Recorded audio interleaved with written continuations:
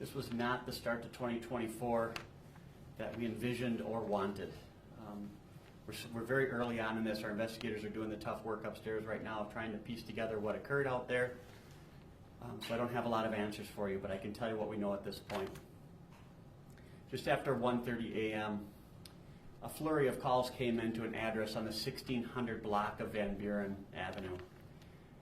The first call started as a pretty mundane police call in our work. Would be they wanted a group of people who had showed up at a gathering at a home to be escorted out. As officers were responding, that call was upgraded to that shots had been fired.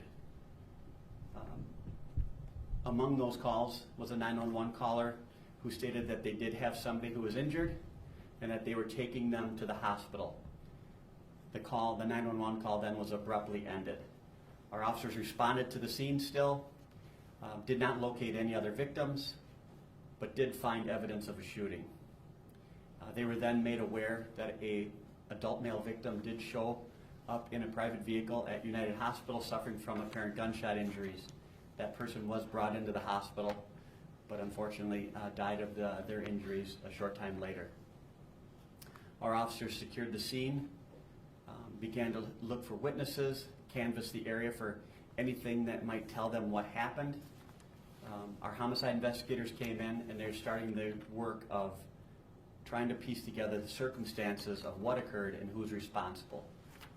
I know our forensic services unit is also out there right now looking for any physical evidence that might help those investigators put together the pieces of what occurred out there and also tell them who's responsible. We'll be working with the Ramsey County Medical Examiner to positively identify the victim and determine his exact cause of death. Any information, any updates in this case will be released on our Twitter account as it becomes available. We would ask anybody out there that has any information about this case to contact our investigators at 651-266-5650. A lot of these cases, we know there was multiple people there, and we know there was people that most likely have seen something but have not spoken to our investigators, and we would like to speak to them. Keeping in mind we're early on in this investigation, I'll take some questions, but I probably won't have a ton of answers for you. Assuming the victims and the alleged gunman knew each other, I mean, if they were being asked to leave a party or something like that, what can you say about the relationship between the victim and the gunman? I think those are the exact questions our investigators are working through right now, talking to the people, the witnesses, and talking to other people that were there. What was the relationship? How did they know each other? Our investigators are trying to get those questions answered.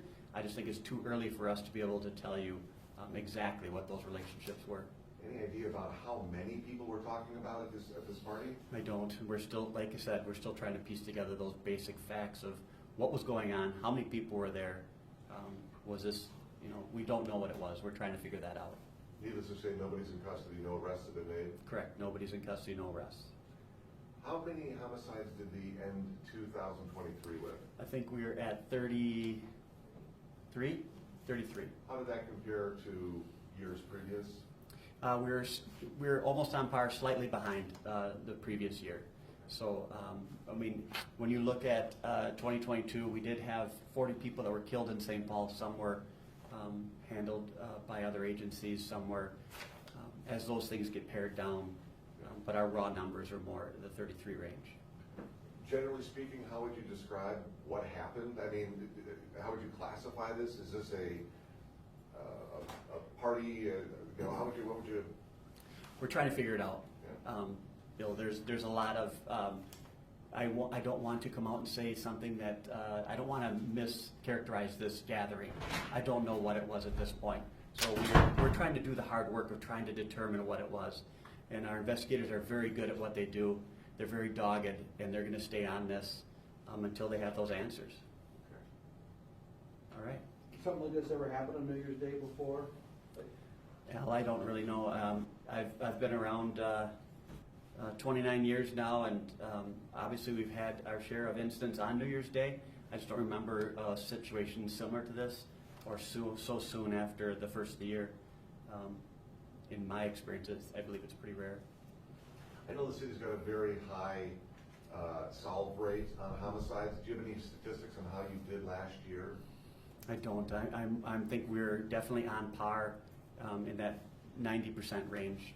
For I think we have maybe 3 unsolved last year that we have not